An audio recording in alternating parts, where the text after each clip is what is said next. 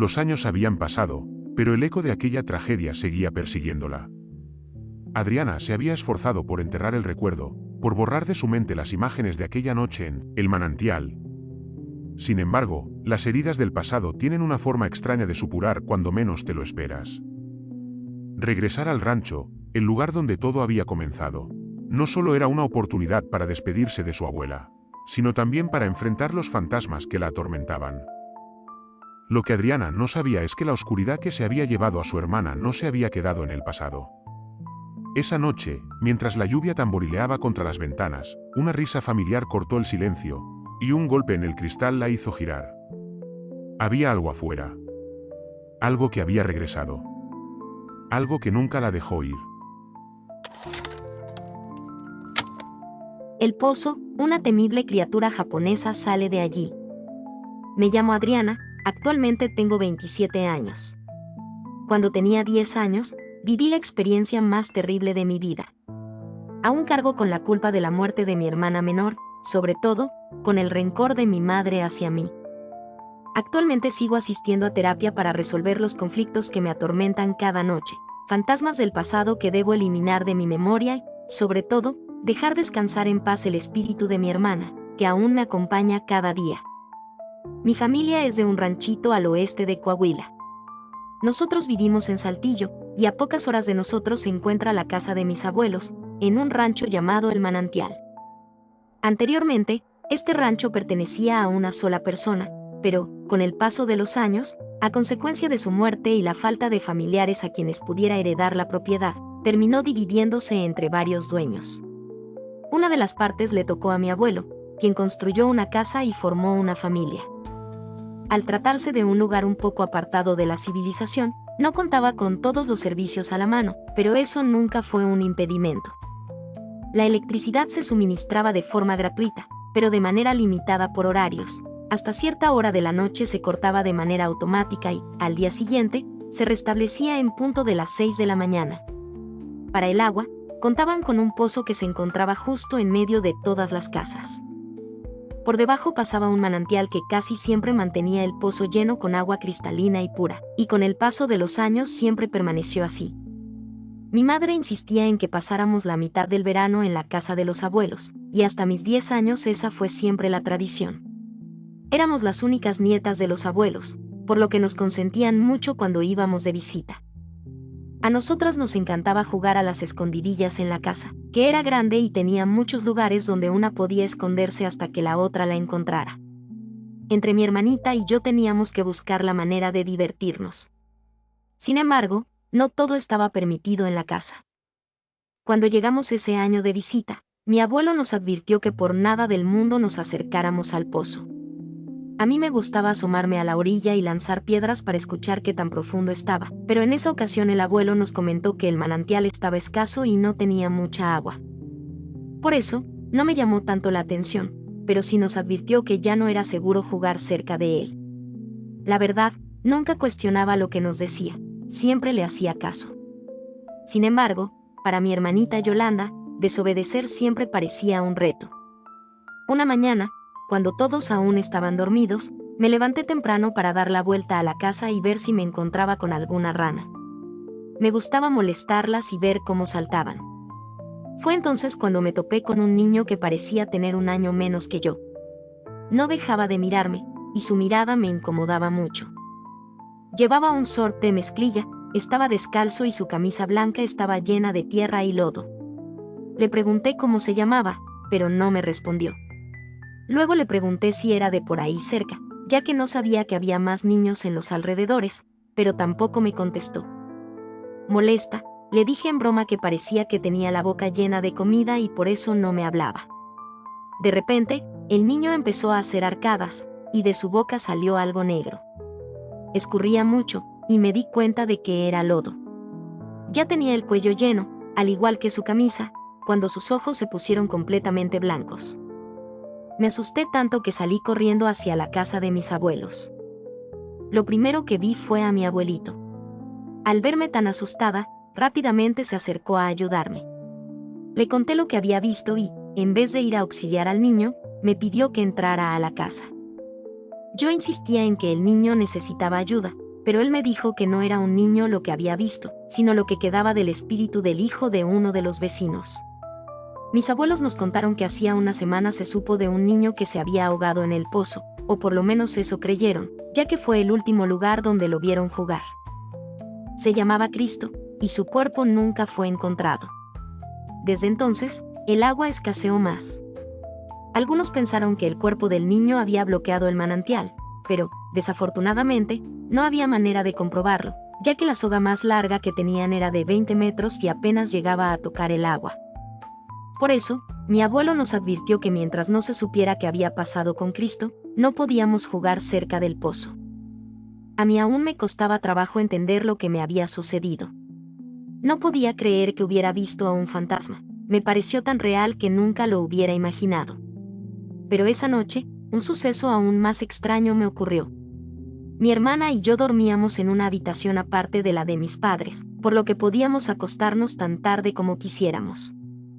Yo tenía un Game Boy en ese entonces, y mi hermana jugaba con sus muñecas, cuando escuchamos que alguien golpeaba nuestra ventana. Hacía mucho viento, así que le dije a mi hermana que siguiera jugando, que quizás se trataba de una rama, ya que sonó igual que si alguien golpeara 3 veces. Sin embargo, el ruido se volvió a repetir. Desconcertada, quise averiguar qué pasaba. Me acerqué a la ventana, abrí la cortina, y frente a mí estaba Cristo. Tenía el rostro sucio de lodo y estaba tan cerca que realmente pude notar hasta las pecas en su cara. Entonces, con una señal, me indicó que lo siguiera. Pensé que quizá Cristo había regresado de donde el manantial lo había arrastrado y que no estaba muerto. Decidí salir de la casa para decirle que se quedara allí, que por la mañana lo llevaríamos a su hogar. Mi hermana me vio poniéndome las botas y me preguntó a dónde iba. Le pedí que se quedara en el cuarto, que no me tardaría mucho, y le ofrecí que jugara con el videojuego para distraerse y quitarse el miedo. Al salir de la casa, noté que Cristo caminaba hacia el pozo. Le grité que se detuviera, pero no me hizo caso. Aceleré el paso para alcanzarlo, pero él, al darse cuenta de que lo seguía, comenzó a correr. Estábamos muy cerca del lugar donde estaba el pozo. Él dio vuelta por el empedrado y se perdió entre los árboles. Ya no lo encontré, le perdí el rastro, pero frente a mí estaba el pozo, iluminado por la luz de la luna. Ya que estaba allí, decidí comprobar hasta dónde llegaba el agua. Me acerqué lo suficiente y noté que podía verla a simple vista. Me agaché para recoger una piedra y arrojarla. Sin embargo, al levantarme, Cristo estaba frente a mí, del lado opuesto del pozo. Me sonreía. Le pregunté si estaba bien, pero no respondió. Ya no quería seguir jugando con él, así que me preparé para lanzar la piedra. Justo antes de hacerlo, Cristo se acercó rápidamente hacia mí. Me hice a un lado y rodeé el pozo para alejarme, pero él no dejaba de seguirme. Dimos un par de vueltas alrededor del pozo, y le pregunté qué le pasaba o qué quería. Fue entonces cuando escuché la voz de mi hermana al otro lado del camino. Gritaba mi nombre y decía que tenía mucho miedo. Cristo la miró y empezó a caminar hacia ella. De pronto, sus brazos y piernas se alargaron más de lo normal, triplicando su tamaño. La tomó y la llevó hacia el pozo. Le grité que no lo hiciera, pero no fue suficiente. Ambos se hundieron en el fondo. Lo último que escuché fueron los gritos de mi hermana. Después, todo quedó en un silencio sepulcral. Intenté 1000 formas de explicar lo que había sucedido. Mi madre estaba desconsolada, y a mi padre jamás lo vi tan triste en mi vida. El pozo fue acordonado, y el capataz no dejaba que nadie se acercara. Al final, se llegó a la conclusión de que mi hermanita, Yolanda, se había asomado y había resbalado por sí sola.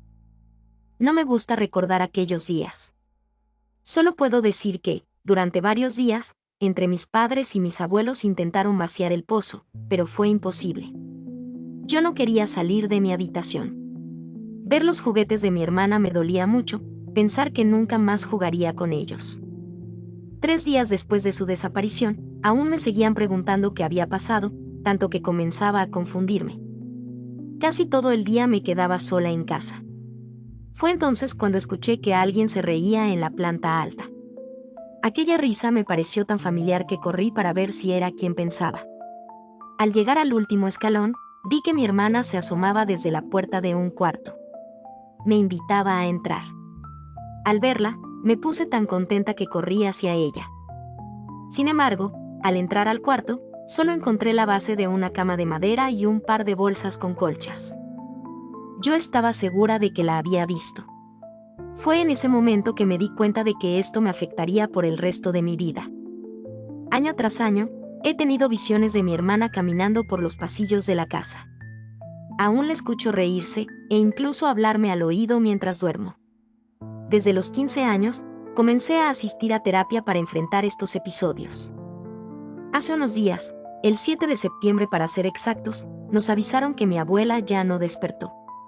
Mi abuelo nos comentó que ella nos había dejado algunas cosas como herencia, artículos de nuestra infancia que guardó con cariño.